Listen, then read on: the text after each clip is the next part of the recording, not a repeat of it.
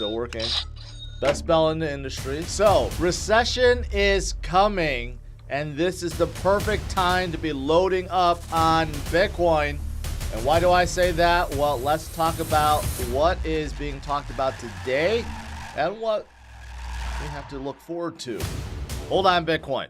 Load up on Bitcoin, because Bitcoin is the true path to financial freedom and life-changing wealth, because it can't be inflated, can't be controlled. Governments try to figure out, but they can't do it. They can't control Bitcoin. There's no centralized person or company or entity.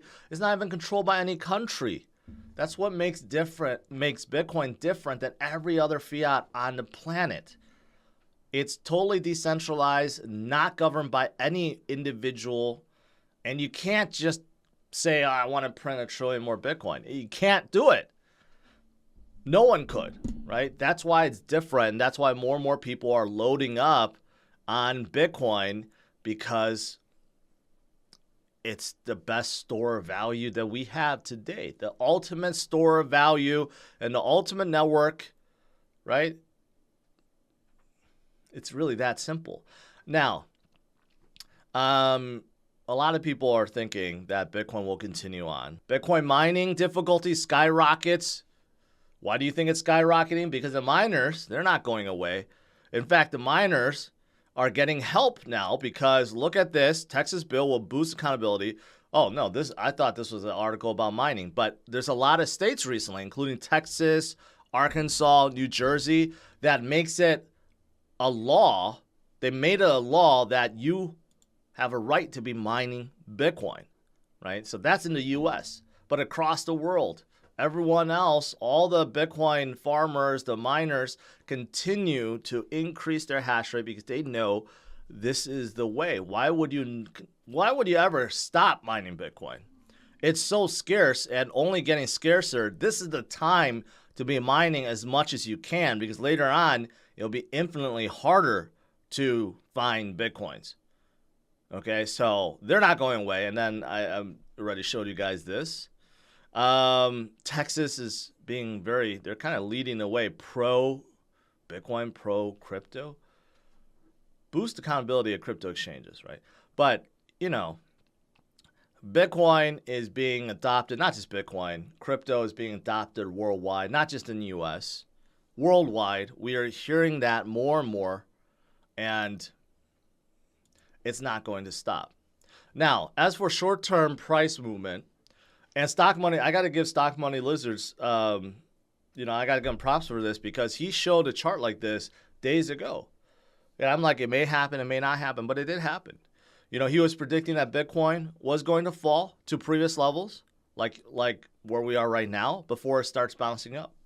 And he said this days ago before, when Bitcoin was still at 30,000, right? So he saw the pattern. He saw how it's very similar to last month, when we had that pretty solid support. And then all of a sudden, Bitcoin broke, and it turned out to be a giant fake out, right? Like a whale fake out that made many people think that we were going to go under. And then boom, not only did we recover, but we went and formed a new high. Are we seeing the same thing happen right now? Quite possibly. Like I said, Bitcoin doesn't care. It doesn't read the news. Doesn't know about FUD. Bitcoin continues on because people that are holding on Bitcoin, right, or mining Bitcoin, or trading Bitcoin, they're not leaving. So this could be what's happening. If you look at the bottom, Bitcoin, right, it's retesting that neckline, and it could continue forward. Interesting enough, you look at on top S&P 500, right, back in the day, did something similar.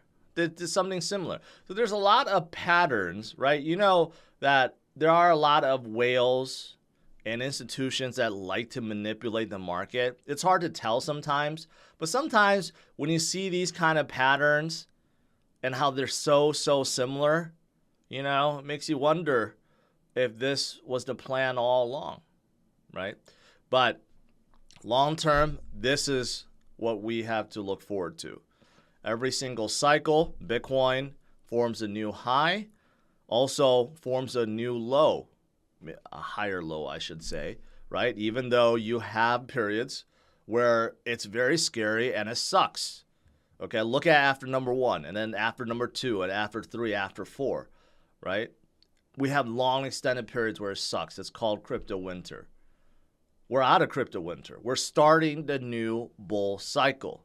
I've been saying that. We're starting a new bull cycle, and volatility within each month, barely noticeable, right? When you're looking at it from a year's perspective. So this is what we have to look forward to as we move forward. Very nice. Very nice. Where will Bitcoin top out? 200,000, 250,000, 300,000. Who knows? Anyone's guess at this point. So stay strong, my friends. Stay strong, right? And I find this really funny that now there's a new bill that will let the U.S. Mint alter the metal contents of coins to save money.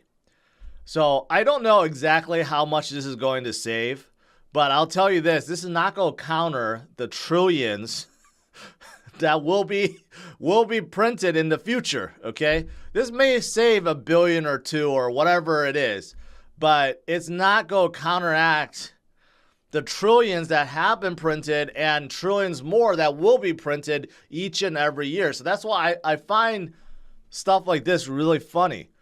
If you want to save money and you want to stop inflation, well, simply stop overspending. If the government stops overspending and there's no need to print more money, okay, then that's the ultimate way to curb inflation, right? But that's not in the playbook. The playbook is to, right now, raise rates, get everyone poor, and then cut rates, and then hopefully make everyone rich again. I mean, that's basically what they've been doing since the beginning of time, since the Federal Reserve was created like over 100 years ago. But going back to my point, this is not going to help with inflation. Okay, this is not going to help with inflation at all. What you can do to help yourself is to hold on Bitcoin. Money printing. That's why inflation continues to be a worry. That's why we have high inflation. That's why we always have inflation. And why keeping a lot of cash on hand sucks. Because inflation just robs you of your buying power. So even though you may have $100,000 in your bank account from 30 years ago, and it's still at $100,000 and you think you're a genius, what you could buy with that $100,000 now versus 30 years ago, very different. Very, very different, right? So that is what inflation is, silent tax. And whenever our governments, our central banks print more money, it adds to that. It dilutes what exists and it keeps inflating it. And that's why you need to hold on assets that benefit from that. Cash does not.